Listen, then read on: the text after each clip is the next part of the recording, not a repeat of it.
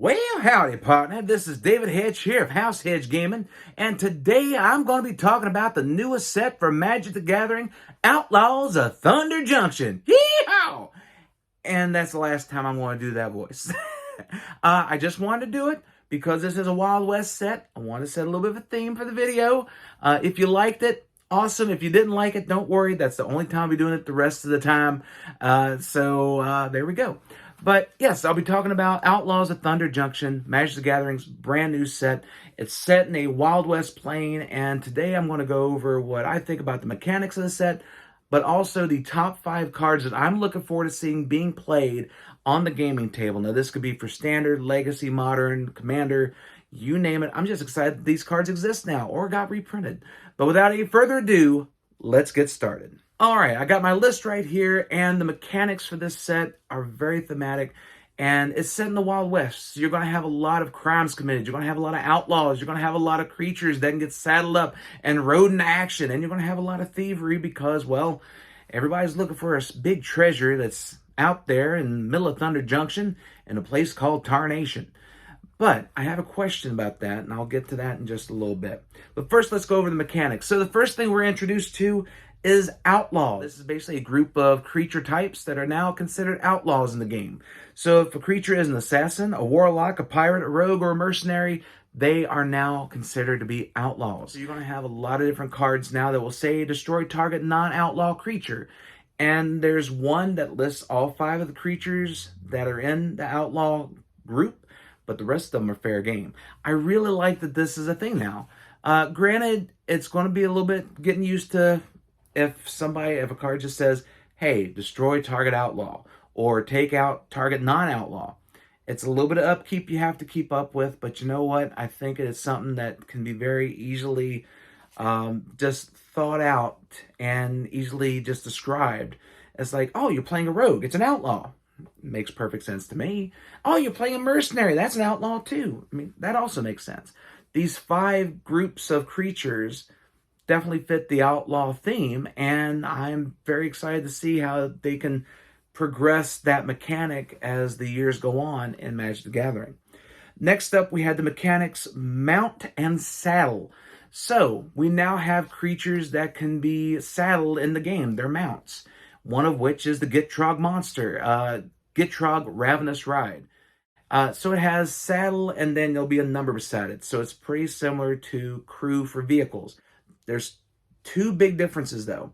One, vehicles must have a creature to crew it before it can become a creature itself, while the mounts are creatures that can attack and defend as normal, and you don't need to actually saddle them to have them do something on the battlefield.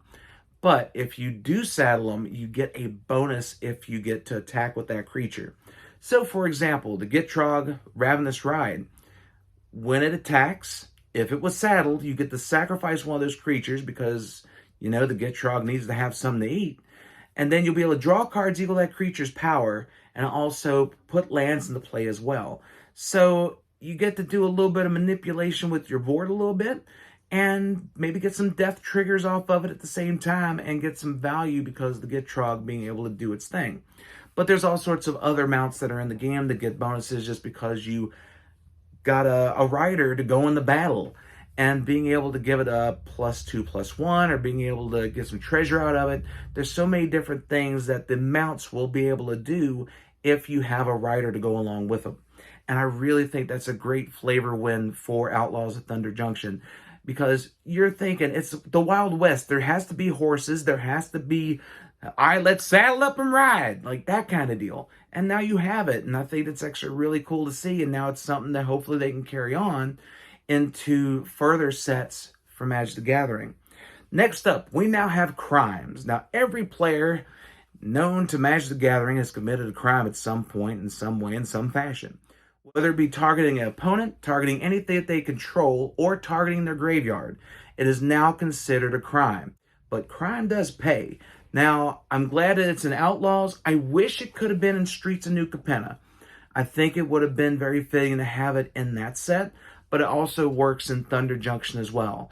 So, it's easy to commit a crime. And plus now, since it's targeting stuff, creatures like Prodigal Sorcerer, this is now their time to shine. Even more, Think of it this way. In Commander, on turn 3 or turn 2, depending on if they play Soul Ring, Particle Sorcerer hits play. Then you get hit for 1 because of Particle Sorcerer. That means you just committed a crime. And you can actually start paying off those crimes in the game. Next up, we now have Plot, which is basically a spin off of Foretell. Now, in Foretell in Kaldheim, you pay 2, put it face down, then you play the Foretell cost at a later date or later turn. I never got a chance to play my Foretell cards most of the time. It was for a later date. But for Plot, you play the Plot cost. Try to say that a little bit quick. You play the Plot cost. You put the card face up, and then you can play it for free in a future turn. Now, there are creatures that'll do this. There are spells that'll do this. And I really like plotting. It's a really cool mechanic. Like being able to just... Your opponent knows what's coming. So they have to not only worry about what's happening on the board and what you might have in your hand, but now they know they got to deal with this plot coming up at some point. It can be sprung on at any time. And I think that's also another flavor win for Outlaws of Thunder Junction. Finally, we have Spree, which is on modal spells. Now, this basically has a mana symbol as a casting cost, and then a little plus sign, and then you get to choose how much of these modal spells you want to play. And I really do like Spree. It's basically like a different form of multi-kicker. I know Tolarian Community College had a video a while back that was like every mechanic is kicker. This is definitely one of those mechanics. And the modal spells for this one, I really do enjoy. There's also one that's actually in my top 5 that I'm about ready to go over that I really do enjoy because they give you so much flexibility and you can alter paying whatever mana cost you can or you want to at the time to get the effect that you would like to have. And if you want to have everything on the card, just pay the whole shebang. It's right there. And it's another good win for Wizards on this one. I think it's a really good version of multi-kicker, a really good mechanic for Outlaws of Thunder Junction, and just the mechanics themselves in the game, I really do enjoy. And I can't wait to play it the pre-release, at release events, in Commander. It's going to be amazing. But there is one question I want to ask Wizard of the Coast, though. And if Wizard sees this video, I hope somebody can answer it. So, ever since March of the Machines and the Aftermath, we were introduced to Omen Paths because of the Realm Breaker tree. And we were told that this would be opening up the multiverse together, and you would see characters that you wouldn't necessarily see in Planes actually traversing there. And we didn't see too much of it in Wilds, we didn't see too much of it in Lost Caverns, and we didn't see too much of it in Murders in Karlov Manor, because a lot of it was basically the Planeswalkers that were there. Those are the only ones we really saw. We may have saw like one character maybe, but now in Outlaws of Thunder Junction, we're having over 30 legendary characters, and that's not including what's coming out in the Commander decks. So my question to Wizards is, did you all just forget like halfway through development that Omen Paths were a thing? Like, that's the big thing with me. Like, I really do enjoy the story, and I can't wait to see what the next arc of this is. But you had Kellen, who is the son of Oko. And Kellen is going through these planes, through the Omen Paths, to figure out where his father is. I wish we could have seen more creatures, more legendary creatures that were in Wilds of Eldraine and Caverns of Ixalan and in Ravnica. See a little bit more of the Omen Paths being represented, and then you have a bigger chunk of legends in Outlaws of Thunder Junction. I would have loved to have seen it, but we didn't, and you know what? It happens. I know creative development can change on a dime, especially in card games, and especially if you're telling a very long-range story like they're doing now. I just wish I could have seen those other legendary characters in different sets leading up to Outlaws. Now, after Outlaws of Thunder Junction, I hope we get to see just a few more, but don't oversaturate it, though. Make it something special. Like, make it to where, like, 3 or 4 of these legendary characters that pop up in a random place you never knew that they could, let them be represented in there. Like, I'm actually interested in seeing who pops up in Bloomborough. I would love to see what character can go there and possibly turn into an anamorphic creature for just a short amount of time while they're on that plane. We have seen pictures where like Raul Zarek's there and Jace is there. Now we know that Jace is alive because of Outlaws of Thunder Junction. But I want to see who else can pop up besides Planeswalkers. And I just want to see it to where it's not really an oversaturated thing. Because now Outlaws of Thunder Junction pretty much has turned into this version of War of the Spark, where you had like 20 plus planeswalkers in War of the Spark. Now you got 30 plus legendaries here. And yeah, it's cool to see everybody, but it's a lot. And I know Commander players are going to enjoy it. There's a wide range of legendary characters to choose from to build an EDH deck around, to build a Commander deck from. But I would have just loved to see it just spread out a bit more through the past few sets leading up to Outlaws. But that's just me, and that's just my humble opinion. And like I said, Wizards may never see this video, but if you do, feel free to answer in the comments below. All right, so that's my thoughts on the mechanics for Outlaws and the set itself. Now let's go into the top 5 cards that I'm looking forward to seeing here in the gaming. Number 1, it's a reprint, but it's a needed reprint. Terror of the Peaks.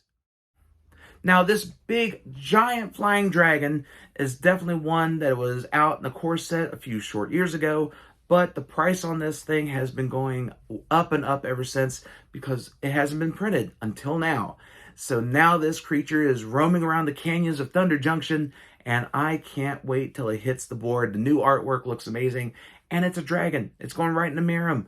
This thing is awesome, and it's a much-needed reprint. Next up is a card that I mentioned earlier. It's one of the new spree cards. It's Insatiable Avarice.